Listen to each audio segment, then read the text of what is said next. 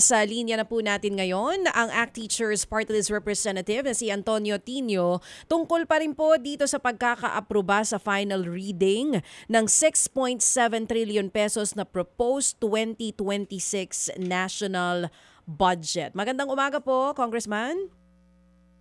Hi, magandang umaga, Good morning DJ po. Chacha. Good Magandang morning umaga po po. sa ating mga tagapakinig. Magandang umaga po at salamat po sa pagpayag sa panayam sa amin pong programa.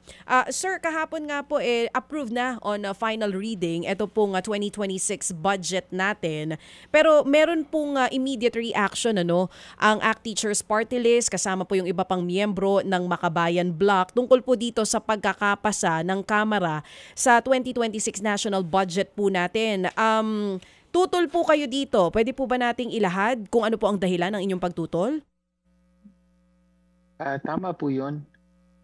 Marami po tayong dahilan pero ang isang hinighlight po natin ay yung sa kabila po nung malaganap na issue ng o malalim na issue ng corruption na tinatalakay ngayon at nalalantad pa rin ngayon. No? Particular yung kaugnay sa flood control at iba pang public infrastructure.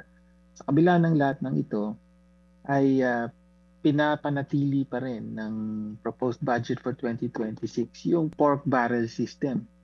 No, at tingin natin ito yung isa sa mga pinagmumulan nung corruption. No, dahil ito yung sistema na merong mga garantisado ngunit hindi lantad na alokasyon ng part ng DPWH budget at iba pang mga infrastructure budgets at saka yung mga budget para sa social services na allocations na garantisado sa mga legislators, both yung mga congressman at saka mga senador, at meron ding alokasyon na direktang kontrolado ng presidente, yan yung unprogrammed appropriations. So all in all, umaabot sa tansya namin minimum na 695.8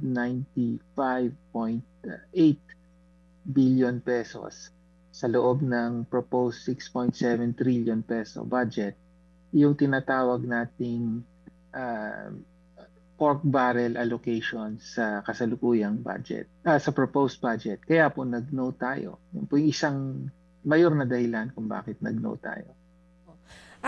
Nandito po sa statement ninyo, sir, sinasabi nyo dito, pork barrel system intact despite trillion peso corruption scandal. Sabi nyo rin po dito, hindi ito maituturing na isang reform budget. Magpapatuloy lang po yung korupsyon sa ilalim ng bagong anyo. Pwede po ba para mas maintindihan itong mga nakikinig at Okay. nanonood din po sa atin ngayon, paano po ba nagagamit itong binabanggit nyo sa tansya nyo 695.8 billion peso na unprogrammed funds? Kapag nakapark lang po yan, gaano po ito parang nagiging palusot para magamit nga para sa mga pet projects nitong ating mga mambabatas? Well, nangyayari ito both sa programmed or regular na budget at saka sa unprogrammed funds. Sa regular budget or programmed funds, yung DPWH budget, merong porsyento dyan na hawak ng mga district engineering offices. So umaabot ito sa mahigit kumulang 154 billion pesos. At hinahati yan per congressman. So merong ang tawag na term, ang ginagamit nilang term, allocable na bahagi ng budget. So bawat congressman halimbawa ay merong minimum na pwedeng i-allocate na 230 million pesos. Ang bawat senador naman at least 3.2 billion pesos. Ibig sabihin, sila yung pwedeng mag-identify ng budget sa loob ng ganong halaga. Tapos, sa nagmumula yung corruption, pagka yung si congressman or si senator ang nag-propose o siya yung proponent ng project, may sistema na sa DPWH rigged yung bidding, ibig sabihin, yung mapupunta yung proyekto sa contractor na tinukoy ng proponent, si congressman o si senator halimbawa. Tapos yung contractor na yon ay magbibigay ng kickback, no, na umaabot sa up to 30 or 40% nung halaga ng kontrata. So yan po yung tipo ng corruption na nilantad halimbawa ni na District Engineer Alcantara, Bryce Hernandez, etc. So ang sinasabi po natin yung system ng allocables na tinatawag o yung mga tiyak na alokasyon na yung legislator ang mag-identify, nananatili pa rin po yan ngayon. Tinanggal lang yung mga pinatanggal for the next year's budget, yung mga pag-identify ng local flood control projects. Pero ang ginawa lang ng mga congressman, nilipat nila sa ibang tipo ng project. So katulad ng construction or maintenance of new roads, construction of bridges, multi-purpose buildings, farm-to-market roads, classrooms, at iba pa. No? So, yun ang sinasabi natin na nananatili pa rin yung pork barrel system ngayon at saka yung basis ng corruption. Bukod dyan, meron naman yung unprogrammed appropriations na tanging presidente ultimately ang nag-identify at nag-authorize kung anong proyekto ang pwedeng pondohan mula sa unprogrammed appropriations. Again, yan yung mga infrastructure projects. Pero again, andyan yung malaking posibilidad ng corruption. Makasingit lang ako, Congressman, klaruhin ko lang muna, ang binabanggit po ni Chacha na 695.78 billion ay hindi ang program appropriations. Ito po yung kabuuang budget ng kagawaran, right? Kabuuang budget, hindi lang ng kagawaran ng DPWH, kung hindi may mga iba pa, no? Katulad ng halimbawa yung mga nasa DSWD, yan yung assistance in crisis situation, so yung pang-ayuda, yung sa DOH na medical assistance na pondo, tapos sa TUPAD, sa DOLE, mga scholarships sa CHED halimbawa, yung farm-to-market roads na nasa DA pero DPWH ang nag-i-implement. Opo, sige. So ito pong sir, ito pong kanyang unprogrammed appropriations ay nagkakahalaga ng magkano? 243 billion? Correct. Okay, sige. Para ho natin mailatag lang po ng maayos at madali pong intindihan ng Congressman. Okay. Hinimay-himay po ninyo itong DPWH budget, no? Meron kayo sinasabi na sa bilang po ng mga congressman, 318 po ito. Tama? Correct. Opo. Ito bang 318 kasama party list? Kasama po. Okay. Kasama po. Saan niyo po ginamit ito pong, saan niyo kinuha itong 230 million pesos minimum per congressman na allocation? Saan po nanggaling ito? Paano po ang kwentada dito? Well, yan yung ang problema po sa pork barrel system ngayon, hindi katulad nung Priority Development Assistance Fund noon. Dati, nakalagay mismo sa provision ng batas yung alokasyon ng bawat kongresista. Pero mula nung pinagbawal yan ng Supreme Court, naging informal at nakatago yung sistema ng mga alokasyon.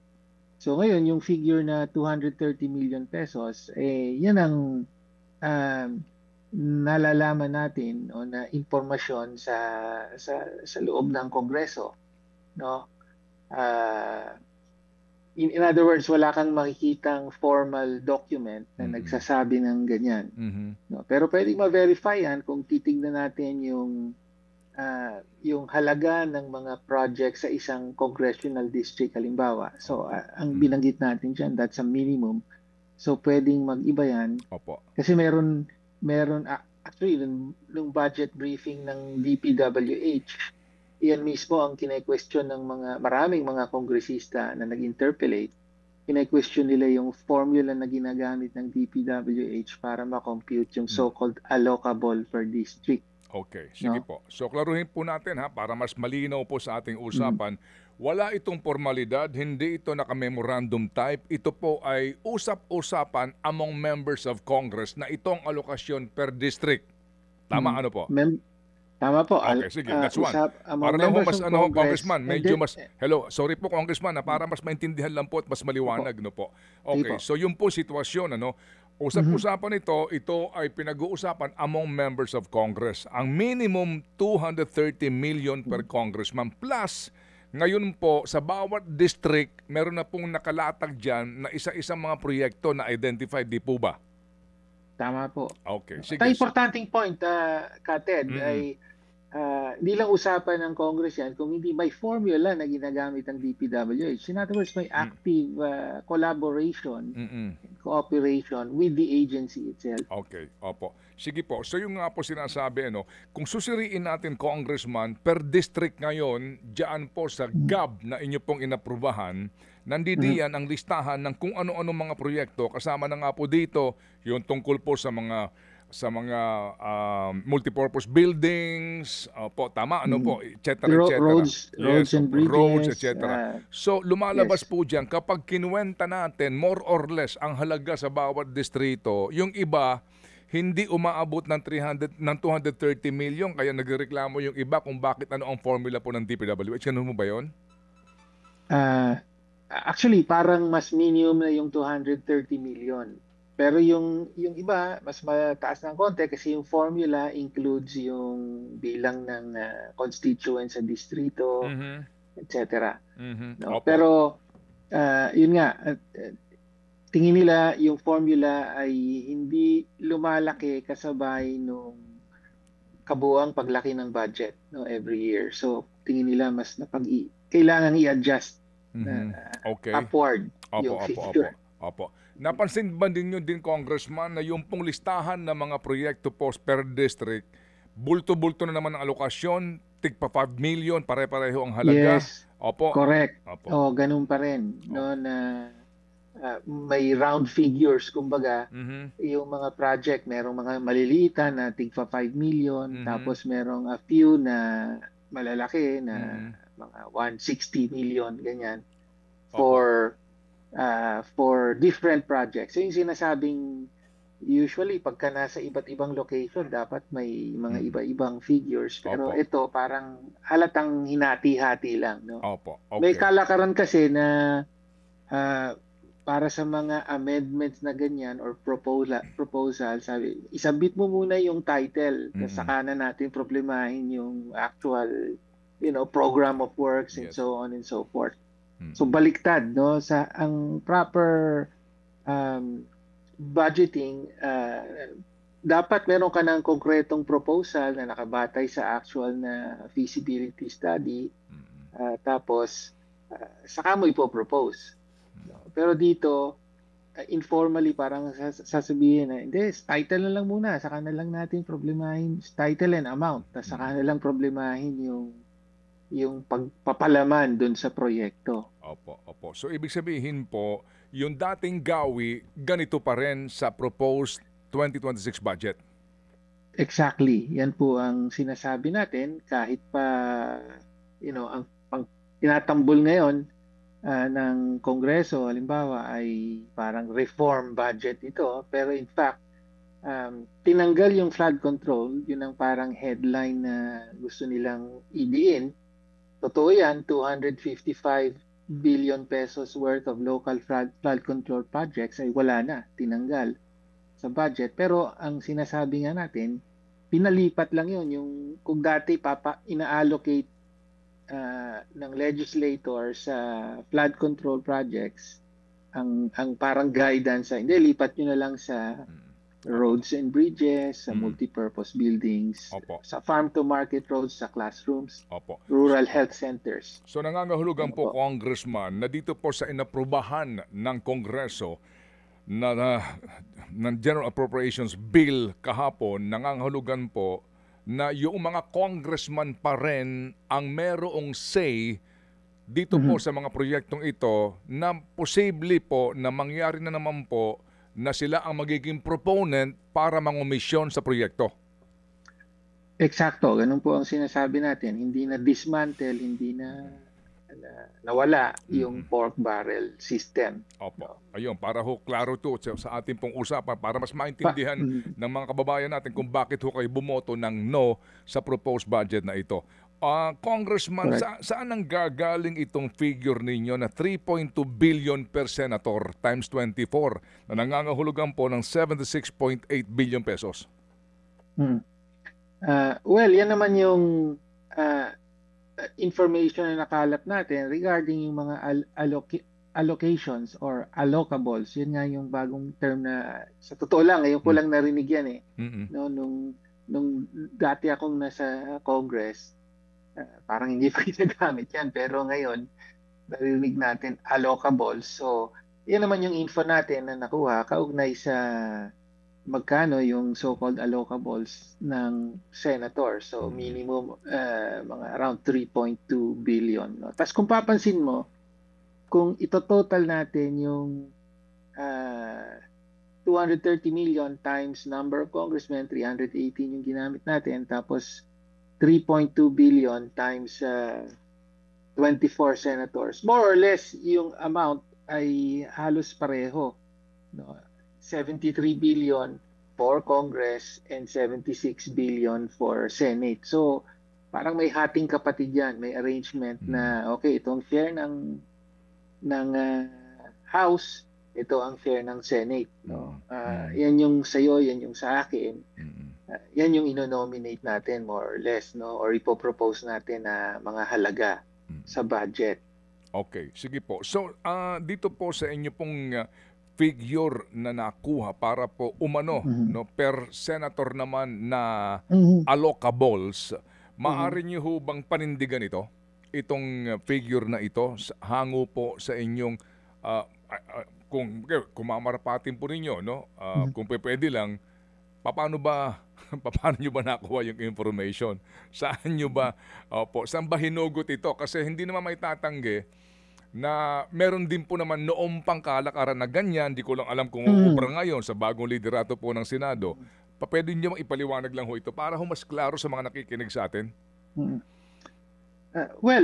Sa mga informal sources of information natin, and also, yung nilabas, ito, nag-hint una si Senator Lacson. Di ba? Sabi niya, nakita niya yung listahan ng mga amendments na pinropose ng senators in the 2025 budget. Sabi niya, almost all daw senators merong ganong proposals or amendments. Then eventually another journalist naglabas siya ng listahan. No? Isa 'yon, isang source 'yon. Nag-identify siya, hindi lahat ng mga senators ay sinama niya sa listahan. More or less ganun yung amount na nilabas. Tapos, initially, even earlier, ay may nilabas naman na supposedly list ng mga insertions ang tawag doon kay former Senate President Chis Escudero. So yan yung iba't ibang mga sources of information na isa pa, no, may mga alleged amendments na galing sa mga senador na binanggit din sa Blue Ribbon Committee hearings. So yan yung mga parang nagko-corroborate na mga information na available sa publiko. Opo. Okay, so nangangahulugan mga kapatid, ito po sa sinasabi ni Congressman Tinio na ito na po ang naging kalakaran. Ito na po ang naging norm sa paghahanda po natin ng budget na nagkakanya-kanya na po sila ng kumbaga alokasyon para po sa mga proyekto under DPWH. Apo. So Congressman, sa ngayon na ito po yung inaprubahan na budget ng DPWH, bagamat kayo po ay naghimay-himay nga, tinanggalan nga ng flood control, inilagay po naman sa iba umano na ibang mga uri ng proyekto, pero ganun po rin ang sistema. Open pa rin sa korupsyon. Yes. Kayo sa Makabayan, ano magagawa natin dito sa pag-aabang natin sa versyon ng Senado kung sakasakali? Well, ang isang pwedeng i-demand, no, ay maging fully transparent yung amendments na ipopropose ng Senate. In the same way na dapat transparent nga, or pinangako na magiging fully transparent yung proseso sa House, pero sa actual, hindi naman, no, dahil halimbawa, hindi naman binigyan ng publiko ng madaling unawaing listahan ng mga amendments na nangyari o pinasok ng House of Representatives sa General Appropriations Bill na inaprubahan. So, ganun din siguro ang dapat na bantayan natin sa Senado. Magpo-propose sila ng amendments, yan ang gagawin ng Senado. So, pinakamainam talaga kung yung proposals na yon ay fully transparent, including yung mga amendments to the infrastructure budget, no? Both yung sa DPWH, yung sa nasa ilalim ng DA, DOH, etc. Merong mga infrastructure budgets din yan. So, yun yung isa na pwedeng hilingin na namin sa Makabayan, inihiling namin yun sa mga senador at hilingin din ng publiko. Okay. Opo. Meron kayo sinasabi na maliban dito sa alokasyon per congressman and per senator, meron pang alokasyon for leadership. Ano yun? Well, again, tradisyon na yan sa House at saka sa Senate na bukod dun sa minimum allocation ng bawat kongresista or senador, pag ikaw ay nasa position of leadership, of course, a speaker, deputy speaker, and so on, majority ay may leader. Majority leader. Meron kang mas malaking alokasyon. So, mas malaki ang mas maraming projects ang pwede mong i-nominate and so on. So, parang yun yung pribilehiyo ng leadership. So ngayon po sa House, ang leadership, kung sakasakali po itong binabanggit nyo na 24.6 billion na remainder na leadership budget po sa DPWH budget, maaari sa House, Speaker, Majority Leader Sandro Marcos, at ilang pang mga leader dyan. Ganun po yun? Tama po yun. At pati Senate. So pinaghahatian yan ng House and Senate. Opo. Sige, so ito pong pagkakalusot ngayon ng budget po sa lower house, no? Ay hintayin niyo po yung version ng Senate. Kayo ho ba sa Makabayan nakasisiguro na may mauupo dito po sa Bicameral Conference Committee? Are you assured by the minority leadership na may isa man lang po taga Makabayan na makakaupo? Never po nangyari yan in the past at palagay ko hindi pa rin mangyayari yan sa darating na BICAM. We will try, no, pero as I said, no, historically hindi tayo pinapaupo sa BICAM strictly controlled in the same way na strictly controlled yung naging budget amendments review subcommittee, no, yung pinalit dun sa small committee sa House at siyang tumanggap at nag-review at nag-recommend for approval ng plenary ng mga amendments sa House version ng budget. Tas Kated, tingin ko hindi kailangan may magpagbanggit lang ako about yung unprogrammed appropriations na kasi ito naman yung parang pork barrel ng presidente mismo.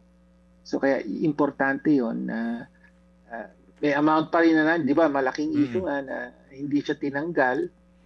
Tapos ang sinasabi ng Committee on Appropriations Chair, si Congresswoman Swansing, tinanggal na raw yung linya sa unprogrammed appropriations para sa infrastructure.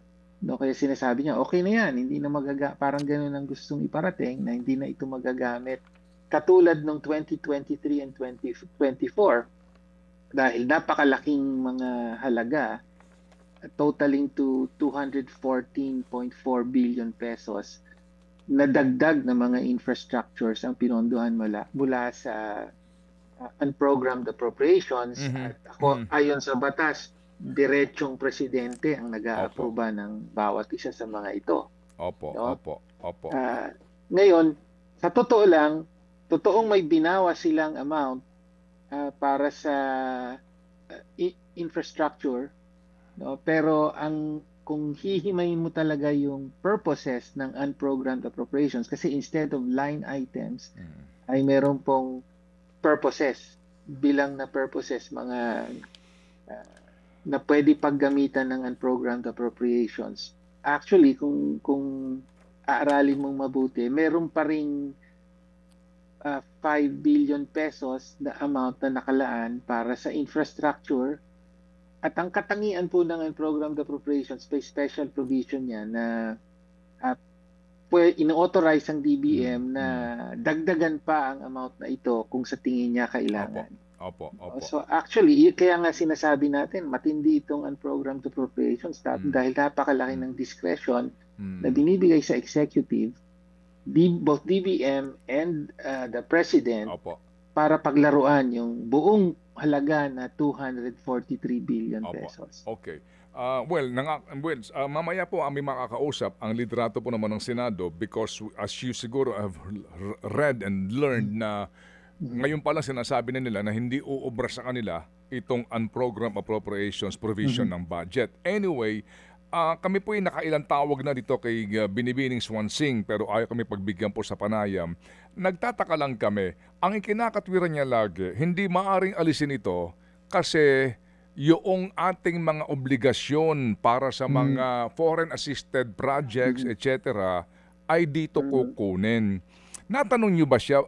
Kasi kung obligasyon mo iyan na para doon sa mga foreign assisted project, bakit hindi mo gawing program appropriations kung talagang ganon? Tama po yun. So, yes, kasama yan sa mga interpellation natin, no? Anong sagot niya kung bakit ayon nilang siguraduhin na magkaroon na ng programa para dito? Bakit lagi nilang inilalagay sa unprogram appropriations na kung maghahanapan pa ng pera and then for further release, mga ganon? Opo, dati po, malaking bahagi ng mga foreign assisted projects ay nasa programmed appropriations katulad ng sabi nyo, no? So ang pinakamalalaki usually yung nasa DOTR, no? Kasi ito yung mga big ticket na projects, subway and so on, railroads, etc. Pero kaya po nilagay yan sa unprogrammed appropriations para magamit po yung fiscal space na nasa programmed appropriations, yung tiyak na pondo na nasa programmed appropriations para mas makapag-insert ng mas marami pa. No? That's the reason, yun ang dahilan kung bakit sa ilalim ng kasalukuyang administrasyon, lumobo ang program appropriations. Noong 2023, umabot sa over 800 billion ang unprogrammed appropriations. 2024, 770 plus billion. No? 2025, 300 plus billion. Mainly, nilalagay ang mga dating nasa items na dating nasa programmed appropriations, nilalagay nila sa unprogrammed para makalikha ng dagdag na espasyo sa program para mas madagdagan ang mga insertions. Kaya po lumaki ng husto yung flood control insertions or amendments noong mga taong yon. Tapos ngayon, doon sa tanong mo, hindi ba pwedeng, ano ba ang pwedeng gawin? Hindi ba talaga pwedeng tanggalin na ito? Ang sinasabi, paano na yung ating mga obligasyon sa foreign assisted projects? Ang sagot po natin diyan, sundin ang konstitusyon. Ang sinasabi ng konstitusyon, kapag ka may loan, halimbawa, foreign loan na pumasok para pondohan ang isang big ticket project, ang procedure na tinatakda ng konstitusyon, mag-submit ang executive, ang Malacanang, ng supplemental budget. No, sa supplemental budget, merong certified source na panggagalingan ng pondo, for example, the foreign loan. Tapos merong itemized na budget proposal, line item proposal na aaprubahan ng Kongreso. Ang excuse nila, sabihin, naku, matagal pa yan. Sa totoo lang, kung certified urgent yan, within a few week, a week or less, ay kaya nilang aprubahan yan. Okay. So kaya palusot lang po na Opo. hindi pwedeng tanggalin ang Opo. program. Sige. Anyway, ito ho kasi ngayon ay dadaan pa nga sa hindi pa ho ganong kabilis na proseso. Meron pa tayong aabangan dito sa eventually nga po yung tinatawag na yan, BICAM na yan. How do you elect the members of the minority na kakatawan sa inyo sa BICAM? Ano ba ang inyo pong proseso dyan sa Kongreso? Mawalang galang lang po sa mga miyembro ho ninyo. Yung BICAM, kalakhan niyan, members niyan ay majority. Of course, So, of course. We you know, sir. should- Oo. Pero kasi obligado na may minority diyan. Ang Yes, hindi ko lang humaunawaan din is kasi bukas ang aming programa para kay Minority Leader Libanan ng po sa Panayam. Opo. Kasi ang inyong Minority Leader bumoto pabor sa budget, di ba? Opo. Yes, Opo. okay. Ironically, bumoto pabor sa budget. I mean, sa kaugalian din po sa Kongreso, ang Minority Leader laging bumoboto yan against the budget. Kasi nga po, doon sa mga gantong sinasabi ng mga miyembro tulad po ninyo. Well, anyway, boto niya yon, pabor siya sa budget. Pero sa pagpili po ng kakatawan sa minority, dito po sa BICAM na ito, paano pinipili yung kakatawan? Kasi mahirap po na company union kumbaga eh. Minority ka nga, pero actually, bahagi ka ng majority, napapanggap ka lang na minority. Opo. So, bottom line, discretion yun yung minority leader. So, halimbawa, dito sa Budget Amendment Review Subcommittee, yung nagpirmi ng amendment sa House, no, ang kinatawan ng minority doon si minority leader plus merong dalawa pa, no, si Congressman Alan T ng party list LPGMA tsaka si Congressman Tan from Eastern Samar din yata yan, no? Sa taga Region 8. So yun yung tatlong members na pinili noon. So in the end, that's the discretion of the minority leader. Sa majority, ang criteria nila is based on parties. Yes, okay. So yung mga major parties meron silang denominate. Opo. Sige po. So, Congressman, wala ba kayong karapatan na questionin yon? Yung ganong uri po ng panuntunan? Kasi kung ang dadalhin mo doon bilang part of the minority ay mga pareho mo na ang boto yes, ay ano pa ang bisa ng demokrasya dito na kinakailangan mapakinggan yung mga tumututol? Well, in fairness, may konting discussion dyan. No? So, yung ang hirap sagutin, Congressman, bago no? mag-select o bago magkaroon ng selection, ay of course, merong halimbawa yung mga kasamahan from ng minority, from Akbayan, from nandyan si Senator De Lima from Mamamayang Liberal, at kami sa Makabayan Black, nag-float na baka pwedeng meron tayo participation dyan. Pero in the end, naging decision ito, final decision ng minority leader. So, sorry Congressman, medyo ang hirap arukin eh. Nung inyo pong ganyan po ang kalakaran sa well, kasi Congressman, to be more practical about this and to be more realistic kumbaga po, no, sa kapakanan ng bayan, kung yung magiging miyembro ng BICAM mga bumoto rin pabor, di po ba, sa ginawa pong budget na ito, wala pong mga mamamayang liberal, walang akbayan, wala kayo ni isa sa inyo, complicit na lahat dito. Wala nang tatayo doon para questionin itong mga bine-question ninyo. Meaning, panibagong kuntsabahan na naman itong lalabas. Yung pong punto ho namin dito, Congressman. Kaya kami nagtataka, ba't ganun po ang kalakaran? Supposed to be the minority, kahit na po minority, is the voice of the opposition. Is the voice of the people who would like to find out the truth about the budget. Ba't ganyan na nangyayari? Well, tama at mahalagang punto nyo, Kated, at malinaw naman sa period of debate, interpellation, hanggang sa botohan ay at least malinaw yung posisyon ng hindi isa ang naging posisyon ng minority, di ba? may 12 na bumoto ng no. Karamihan doon, apart from one yata, ay galing sa minority. Pero pagka composition na ng BICAM, well, leadership ang nagdi-decide dyan in the end, no, the top leadership, no.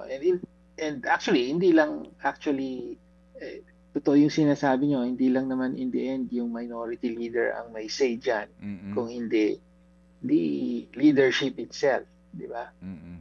So kaya in the end, nangyayari yun, inaaprubahan kung ano yung budget na yung budget always collaboration sa pagitan ng executive Malacanang at saka ng Kongreso at Senado yan.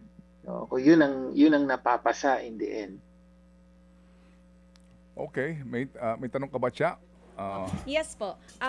Congressman, dito rin po sa naging statement ninyo, kasi di ba nagkaroon ng problema noon sa confidential funds ni VP Sara Duterte. Dito po sa statement ng Makabayan, binanggit nyo rin po yung tungkol sa confidential funds ng Office of the President. Let's talk about that po, para lang klaro din sa mga nakikinig sa atin. Magkano po ulit ang confidential funds ng OP for 2026? So, nasa around 4.5 billion pesos in total ang confidential and intelligence funds ng Office of the President, no? So, halos kalahati yan nung kabuoong pondo for confidential and intelligence funds na 10 billion more or less sa buo, no? Sa kasama na yung confidential funds and intelligence funds ng BND, AFP, ng police and so on and so forth. So, 4.5 billion sa presidente lang yan. Unang lumaki ng ganyan yan sa panahon ni Duterte, tas pinagpatuloy sa ilalim ni Marcos Jr. At ang isang importanteng punto na hinighlight natin during the interpellations ay umaabot na sa, halimbawa, Office of the President, umaabot na sa almost 50% ng budget ng Office of the President confidential and intelligence funds, no? Nung tinanong natin, saan nyo ba ginagamit yan? Sinasabi nila mayroong ilang mga opisina at programa sa ilalim ng Office of the President na pinatatakbo gamit lamang ang confidential and intelligence funds, no? So yung mga Coast Watch, anti-crime monitoring ng Office of the President and so on. So, importanting point na ni-raise natin, hindi naman ever ganun ang naging intensyon ng mga guidelines on use of confidential and intelligence funds na buo-buong mga opisina at programa ay pinatatakbo mo on a cash basis worth billions using confidential and intelligence funds. So, kaya isang na-highlight po natin at napaamin sa kanila na pag confidential funds ang ginagamit, hindi subject to, for example, procurement laws. Ang pagpapatakbo nila ng kanilang ng kanilang opisina. Opo. No? So kaya po talagang mali at prone to abuse ang napakalaking confidential funds, at nakita natin sa kaso ng Office of the Vice President na talagang inabuso yung paggamit sa confidential funds. Okay, sige po. So Congressman, salamat sa inyo pong paliwanag at abangan po natin, no, ang magiging version dito ng Senado and eventually nga po ang magiging resulta nito sa dadaanan niyang Bicameral Conference Committee hearing eventually. We just hope and pray na kayo po sa minority magkaroon ng pagkakataon na mag-usap-usap para po magkaroon ng totoong boses ang minority at opposition sa BICAM. Yun pong aming dalangin po, Congressman Tino. Maraming salamat, Kapatid. Opo, mabuhay. Mga kapatid, brothers and sisters, saan ka pa? Dito na tayo sa totoo. Dito na tayo sa True FM. Mga kapatid, mag-subscribe and follow po kayo sa social media accounts ng True Network PH. Yan po kami. Hanapin nyo lang True Network PH, Facebook, Instagram, YouTube, TikTok, and podcast. Mapa Apple or Spotify man yan, mahahanap nyo kami. Lahat ng mga napapanood at napapakinggan nyo po sa programa, nasa social media accounts namin yan. So, paano mga kapatid? See you sa social media!